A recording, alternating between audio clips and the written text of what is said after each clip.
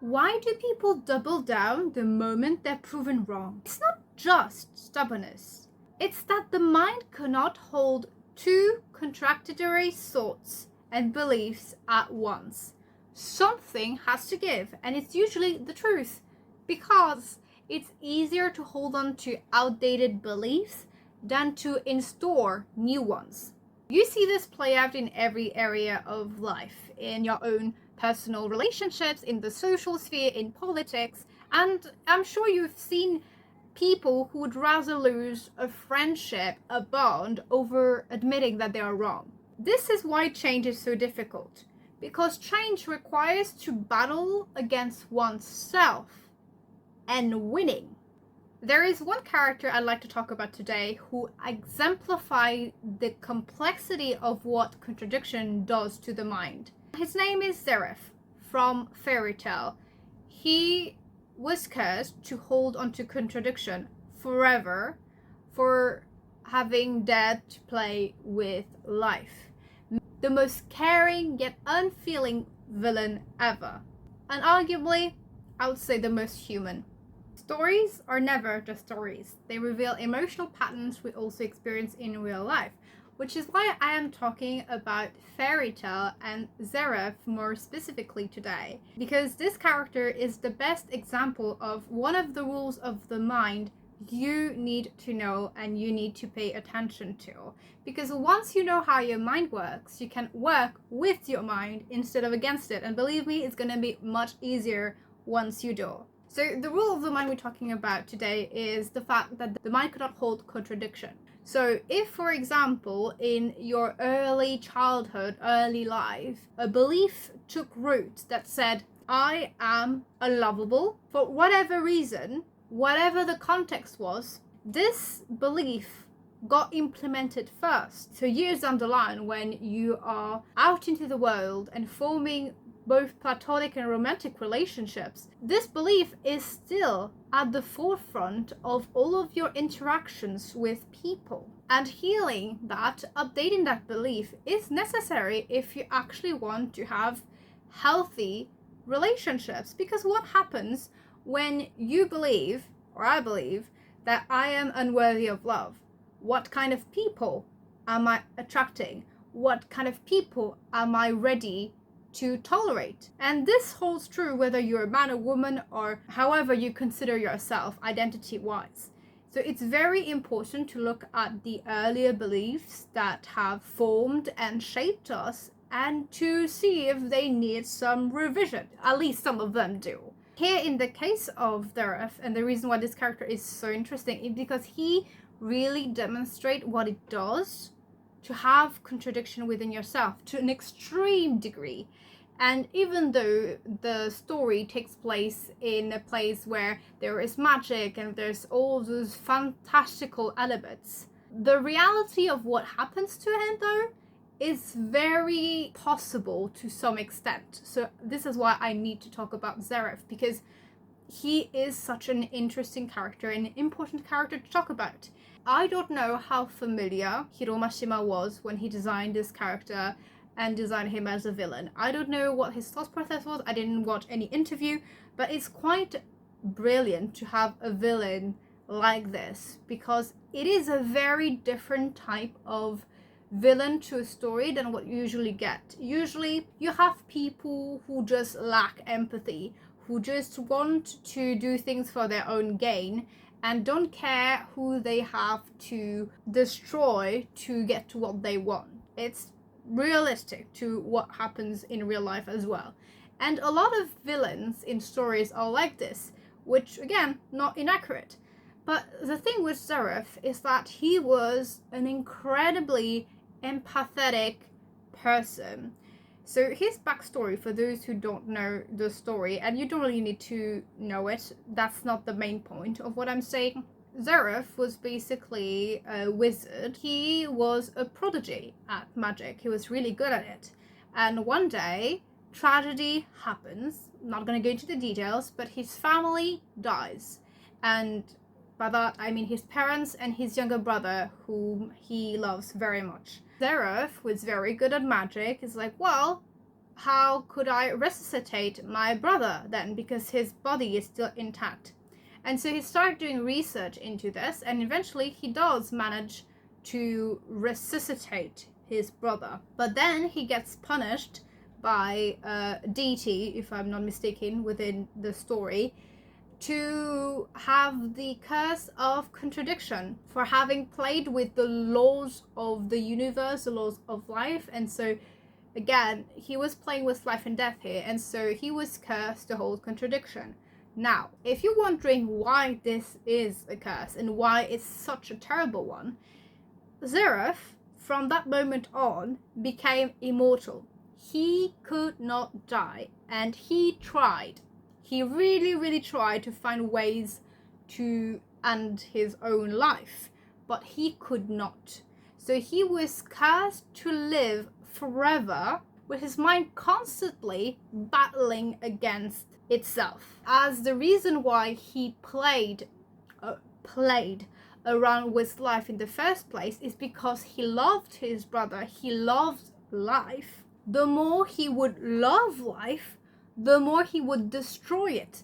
The more he values something, the more he would destroy it with his own magic. In the end, his solution to not destroy people around him, because he would do this on accident, the more he felt positively, the more his magic would affect the environment negatively. And he was a very powerful wizard. So he was basically a walking bomb for everyone around him, every life form. Don't think just people, I'm talking about plants, any kind of life. If Zeref was around, he would destroy it, including his own brother that he resuscitated, by the way.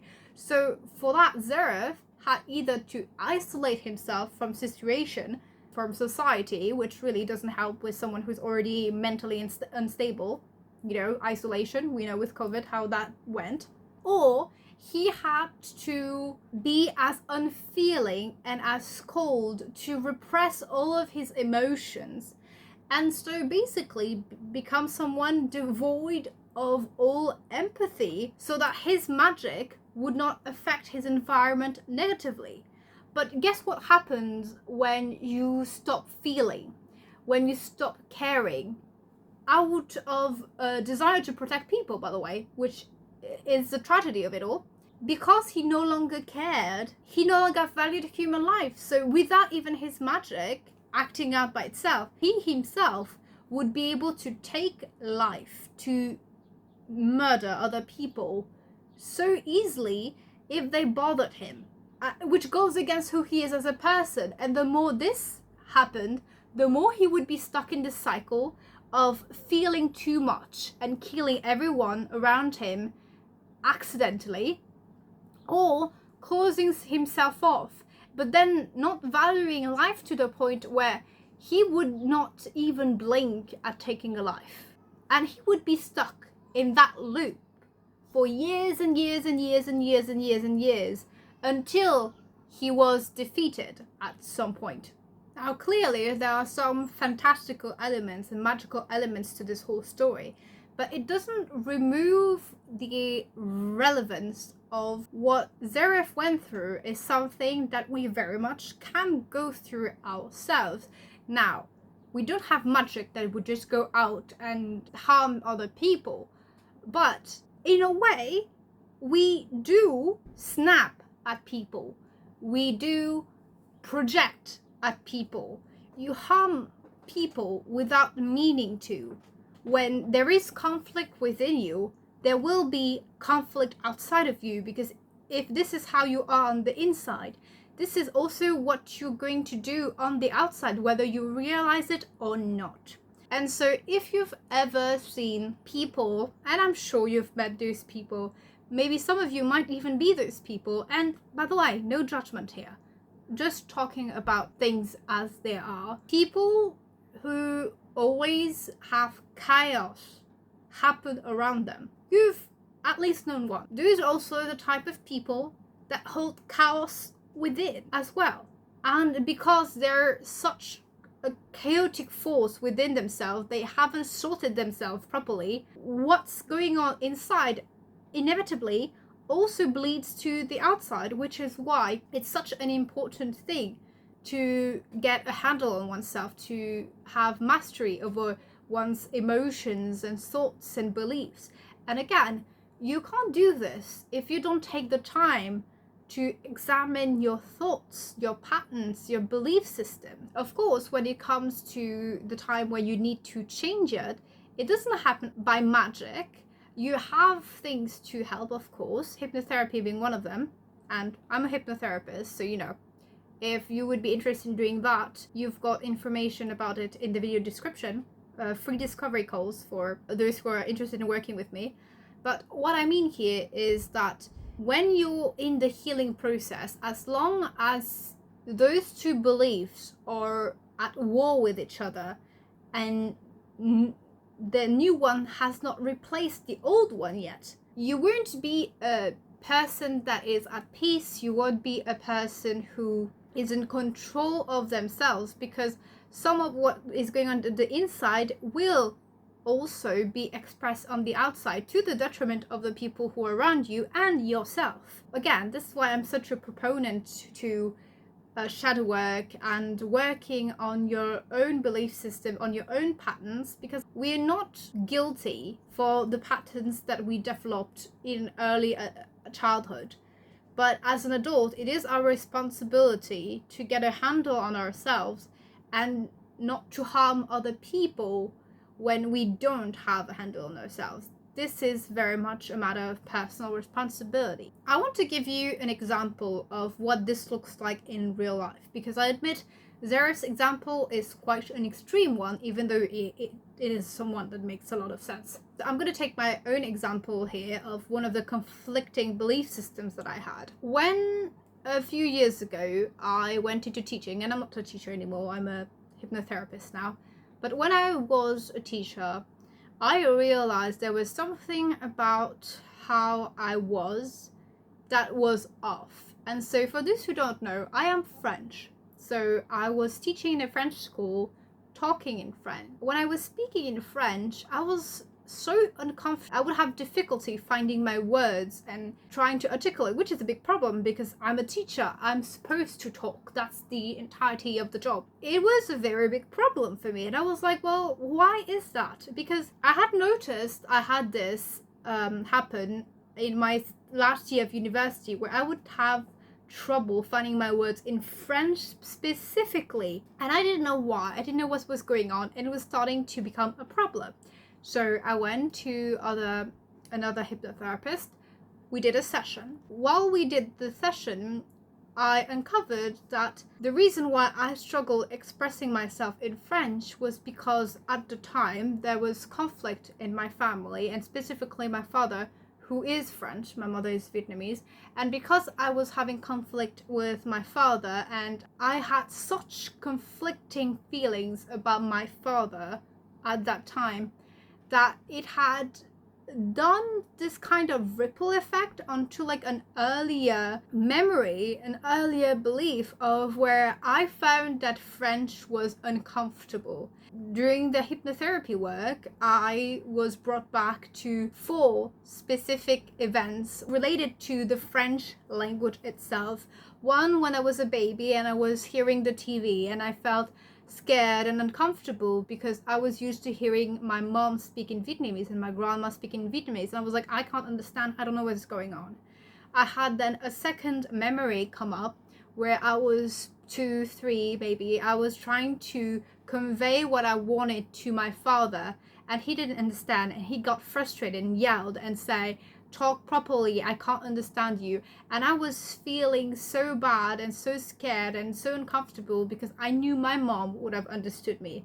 And then 2 other memories from when I was a teenager where I had to do oral presentations in French during group work, where I was working with other students, where I ended up being the one who had to speak up, the one who had to show up, even though I was the most timid, the most shy out of my group mates. Again, it didn't make sense that there was this conflict around being able to speak in French as an adult. I was like, what's going on?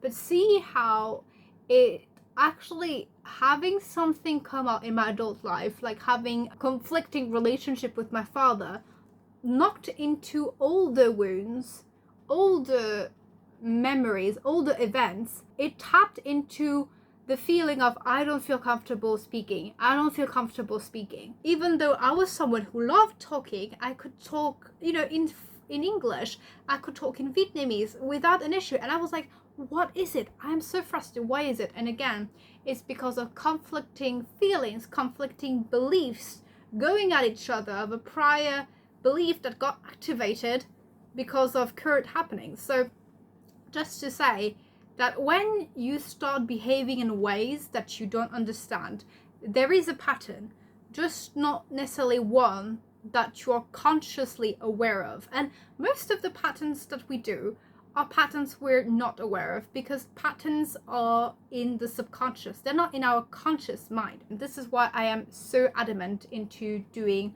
shadow work, inner work, doing hypnotherapy sessions to just unlodge all of those belief systems that should not be there anymore, to actually be able to live the life we want to live and we choose to live, things we choose to do, the things we choose to change. So this is a video that was a bit more orientated on the belief system and the mind, so I hope it's something that you enjoy.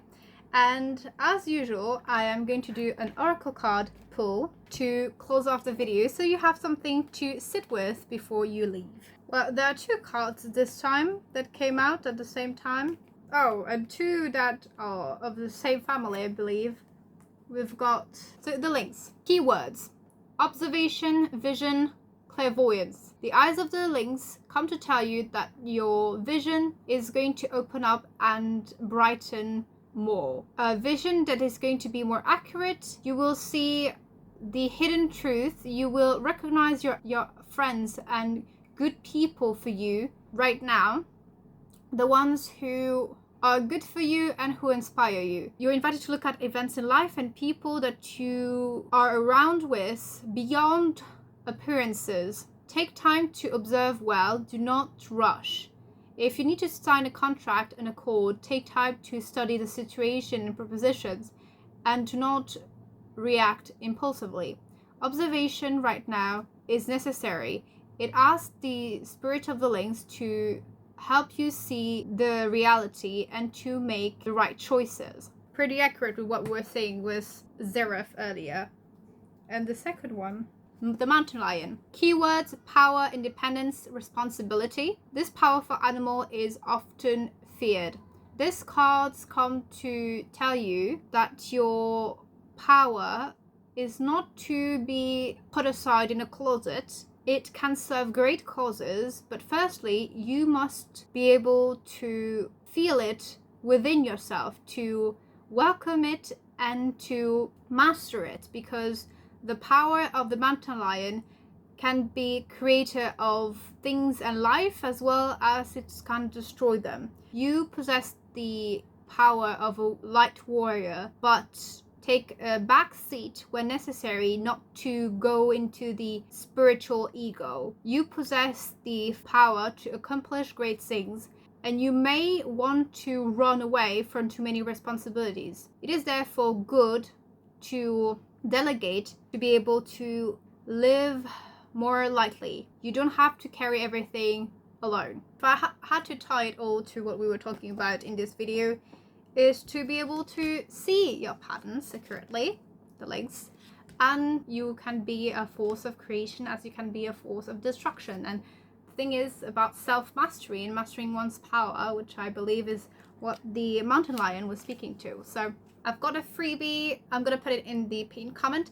And this freebie is a self-hypnosis recording to help you relax. So for people who have a very busy mind or whose body is jittery, people who struggle to relax, to take a breather, who struggle with sleep, like, this is for you. It's to help you let go. And on that note, I hope you enjoyed this video. Do tell me what you think, and I'll see you in the next one. So if you want to check that one out, I think it's also going to be your liking.